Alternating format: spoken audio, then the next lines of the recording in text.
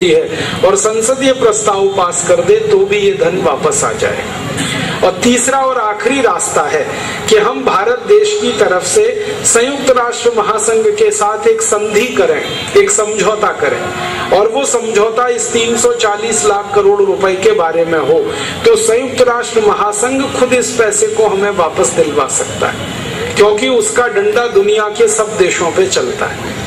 दुनिया के 70 देशों की बैंकों में ये पैसा पड़ा हुआ है। संयुक्त राष्ट्र इस पूरे पैसे को दिलवा सकता है और इसी संयुक्त राष्ट्र ने अभी थोड़े दिन पहले अमेरिका को ऐसा पैसा दिलवाया। अमेरिका में भी घोटाले होते हैं और उनका पैसा भी विदेशी बैंकों में, स्विस बैंकों में जमा था। तो बराक ओबामा ने अपने देश की तरफ से संयुक्त राष्ट्र से संधि की और 780 अरब डॉलर उन्होंने वापस ले लिया स्विस बैंकों से। और बराक ओबामा अगर ये कर सकता है तो हम भी कर सकते हैं।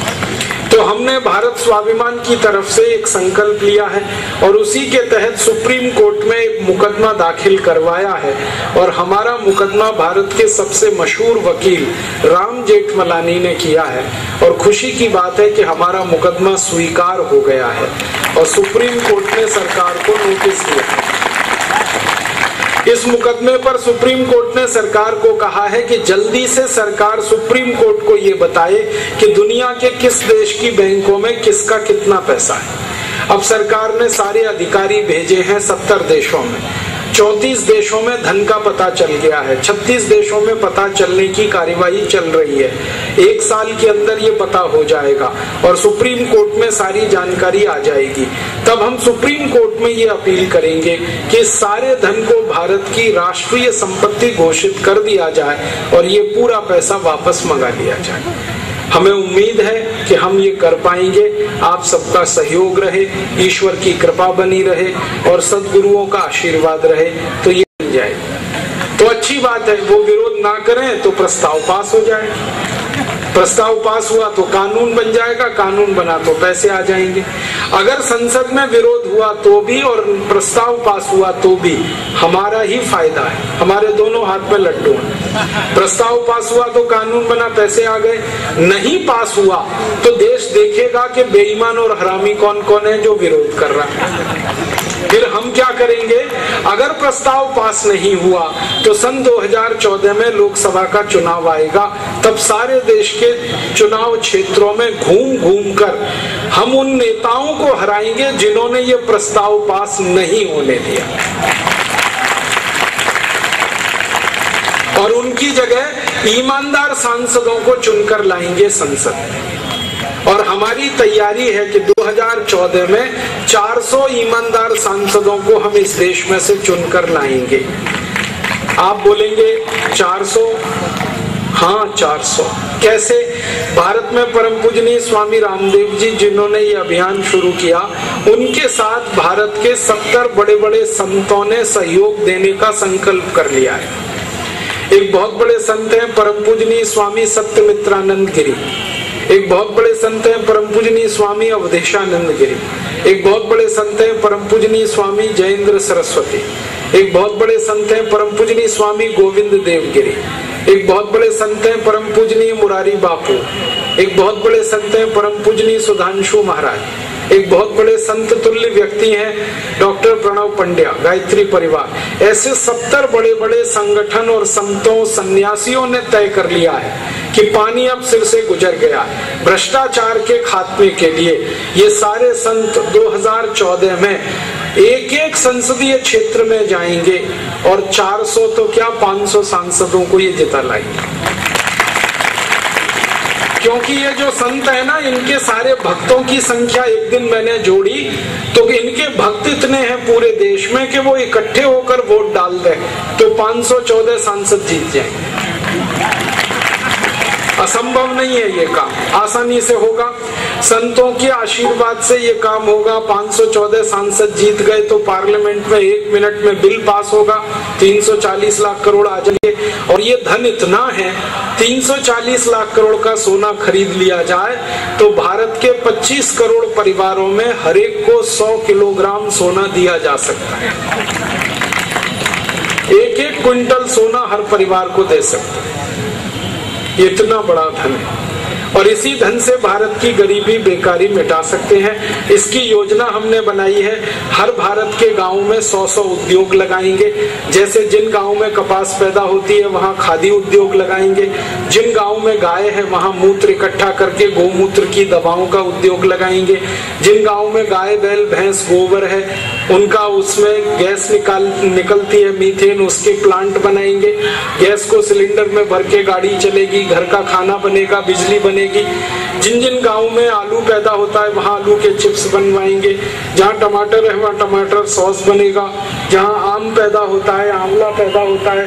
ये सभी गांव में हर एक चीज को प्रोसेसिंग करने की इंडस्ट्री, और एक एक गांव में 100 उद्योग, और सभी उद्योगों को लगाने में 10 लाख करोड़ का खर्च होगा, और इसमें 67 करोड़ लोगों को रोजगार मिल जाएगा, और भारत की बेरोजगारी खत्म होगी, बेकारी खत्म होगी तो गरीबी खत्म होगी।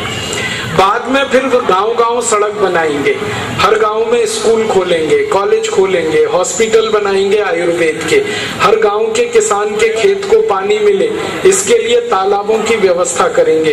कुल खर्चा 30 लाख करोड़ आएगा, और शहरों का विकास करेंगे तो और 10 लाख करोड़ खर्च होगा। कुल 40 लाख करोड़ में पूरे देश का विकास हो जाए, गरीबी खत्म होगी, बेकारी खत्म होगी, सब जगह समृद्धि आ जाएगी, सुख आ जाएगा। फिर 300 लाख करोड़ बचेगा, उसका क्या करें?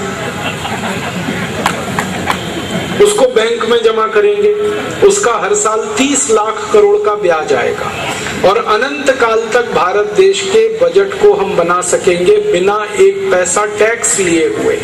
सभी भारतवासियों से टैक्स माफ करके हम देश को चला सकेंगे, और टैक्स माफ कर देंगे, इनकम टैक्स, सेंट्रल एक्साइज आदि आदि, तो सब वस्तुएं सस्ती हो जाएंगी, और वस्तुएं सस्ती होंगी तो महंगाई खत्म हो जाएगी। हमने हिसाब निकाला कि सारे टैक्स अगर माफ कर दिए जाएं तो 1 लीटर पेट्रोल जो 60 रुपए का है वो मिलेगा 16 रुपए का, 1 लीटर डीजल जो 40 रुपए का है वो मिलेगा 7.5 रुपए का, 1 लीटर केरोसिन जो 20 रुपए का है वो मिलेगा 3 रुपए का, 1 किलो नमक जो 8 रुपए का है वो मिलेगा 50 पैसे का, 1 सीमेंट का बोरा जो अभी 250 का आता है वो मिलेगा 72 रुपए का, 1 किलो लोहा जो 50 का है 50 रुपए का वो मिलेगा 12 रुपए का। आप घर बनाए रायगढ़ में 10 लाख का, टैक्स खत्म होने के बाद वो घर बन जाएगा 3 लाख का। आपका बेटा या बेटी IIT में इंजीनियरिंग पढ़े तो 5 लाख खर्च होता है 5 साल में, टैक्स खत्म होने के बाद 70,000 में ही पढ़ाई पूरी होगी। MBBS MD अभी 40 लाख में होता है, टैक्स खत्म होने के बाद वो 4 लाख में ही हो जाएगा। हर चीज सस्ती होगी, पढ़ाई सस्ती होगी, आना जाना सस्ता होगा, घर बनाना सस्ता होगा, घर में रहना सस्ता होगा, तो लोगों का घर खर्च बचेगा, तो आमदनी बढ़ेगी, तो देश की आमदनी बढ़ेगी, और हम भारत को धीरे धीरे दुनिया के सबसे अच्छे देशों में ले आएंगे।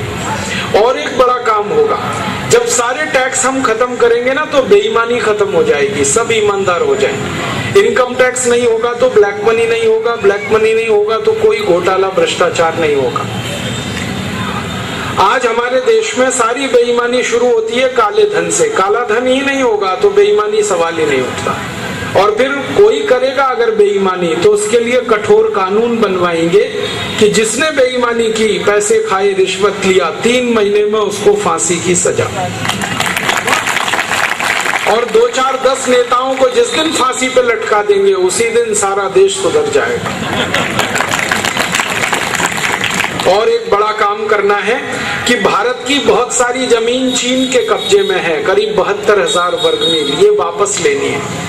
भारत का 1/3 कश्मीर पाकिस्तान के कब्जे में है, ये भी वापस लेना। अब इसके लिए क्या करेंगे? इसके लिए हमारे पड़ोसी 70 देश हैं, इनकी मदद लेंगे। बांग्लादेश है, नेपाल है, बर्मा है, भूटान है, म्यांमार है, मलेशिया, इंडोनेशिया, अफ्रीका, ऐसे 70 देश हैं भारत के पड़ोसी, इनकी हम मदद करेंगे ताकि ये हमारी मदद करें। और इन देशों की मदद कैसे करेंगे? अपने पास पैसे बहुत हैं, हर साल 30 लाख करोड़ की आमदनी है, खर्चा अपना 11 लाख करोड़ का है, हर साल अपने देश में बचने वाला है करीब करीब 19 लाख करोड़। उसका क्या करें? तो उसको पड़ोसी देशों में बांटेंगे, कर्ज के रूप में देंगे, उनकी मदद करेंगे सहायता के रूप में। पाकिस्तान की कोई मदद नहीं करेंगे, बाकी सबकी करेंगे, चाइना की भी नहीं करेंगे। और इन देशों को अगर हम थोड़ा धन देंगे, उनकी गरीबी दूर होगी तो वो मित्र बनेंगे। फिर इनकी मदद से संयुक्त राष्ट्र में एक प्रस्ताव पास कराना है कि भारत की 72,000 वर्ग मील जमीन भारत को वापस चाहिए, चाइना उसे वापस करे। या तो चाइना वापस करेगा, नहीं तो ये 70 देश चाइना के खिलाफ प्रतिबंध लगाएंगे। और वो प्रतिबंध होगा कि चाइना का माल आना बंद कर देंगे दुनिया के 70 देशों। फिर चाइना सरेंडर करेगा और जमीन वापस देगा। और एक दूसरा काम करना है, 1/3 पाकिस्तान के कब्जे में हमारा कश्मीर है, ये वापस लेना। और पाकिस्तान तो 2 मिनट में सरेंडर कर देगा। अगर चाइना ने दे दी जमीन तो पाकिस्तान तो चुपचाप दे देगा, उसको ज्यादा कुछ नहीं करना पड़ेगा। हाँ, एक काम करेंगे कि पाकिस्तान में जहां आतंकवादियों की ट्रेनिंग चल रही है, उन सारे अड्डों को बम गिरा के ध्वस्त करना है। और इस काम के लिए इन 70 देशों की सेना भेजेंगे।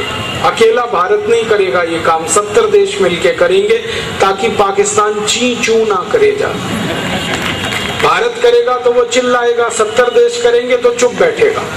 इस समय आपको मालूम है अफगानिस्तान में 70 देशों की सेना लड़ रही है, कोई पाकिस्तान में जाके लड़ेगी। और पाकिस्तान से जमीन लेके, आतंकवादी अड्डों को खत्म करके, चीन से अपनी जमीन लेके एक और काम करना है, और वो बड़ा काम है, भारत का जो धन अंग्रेजों ने लूट लिया 250 साल में, वो सारा वापस लाना है ब्याज के साथ। अंग्रेजों ने हमारा कोहिनूर हीरा लूटा है, अंग्रेजों ने हमारा सोने का सिंहासन लूटा है, अंग्रेजों ने हमारे देश में से सोना लूटा है। एक अंग्रेज आया था रॉबर्ट क्लाइव, पानी के 900 जहाज भर के सोना लूट ले गया यहाँ से। यही सोना अगर वापस हम ले आए तो ये 450 लाख करोड़ का है। और इस सोने को वापस लाने के लिए अंतर्राष्ट्रीय अदालत में हम एक मुकदमा करने की तैयारी कर रहे हैं अंग्रेजों के खिलाफ। उसके कई सारे प्रमाण हमने इकट्ठे किए हैं और इस मुकदमे को हम जीतकर 450 लाख करोड़ का सोना वापस लाएंगे, अपना कोहिनूर हीरा भी लाएंगे, सोने का सिंहासन लाएंगे। और जिस दिन ये 450 लाख करोड़ का सोना भारत में आएगा, उसी दिन भारत सोने की चिड़िया नहीं, सोने का शेर हो जाएगा। 2 बड़ी क्रांति भारत में होंगी। पहली क्रांति होगी कि भारत का रुपया अमेरिका के डॉलर से 50 गुना ज्यादा ताकतवर हो जाएगा। आज $1 में 45 रुपए है, फिर $1 में $5 आएंगे। और जब भारत का रुपया मजबूत होगा तो जो हम निर्यात कर रहे हैं 8 लाख करोड़ का, ये निर्यात होगा 400 लाख करोड़ का। और दूसरी बड़ी क्रांति होगी कि भारतवासी जो अमेरिका भाग गए थे, ये सब वापस आ जाएंगे। क्योंकि ये अमेरिका भागे थे $1 50 रुपए के लालच में, फिर $1 में $5 हुआ, तो ये वापस आएंगे सब। और ये वापस आएंगे तो इनकी बुद्धि, इनका दिमाग वापस आएगा, उससे नई नई मशीनें बनेगी, नई टेक्नोलॉजी बनेगी। अमेरिका में नासा नाम की संस्था है, वहां 36% वैज्ञानिक भारत के हैं। ये सारे वैज्ञानिक वापस आ जाएं तो हम नासा जैसी कई संस्था बना सकते हैं।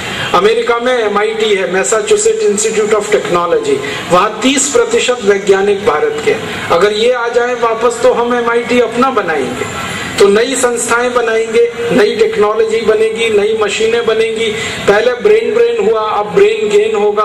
पूंजी हमारे पास है, उत्पादन हम करेंगे, एक्सपोर्ट बढ़ाएंगे और सारी दुनिया में छा जाएंगे।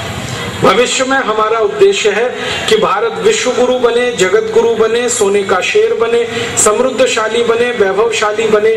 भारत की गरीबी, बेरोजगारी, भूखमरी सब मिट जाए, बुराइयां हमारी खत्म हो जाएं। ऐसा स्वस्थ, सुंदर, समृद्ध भारत बनाना है।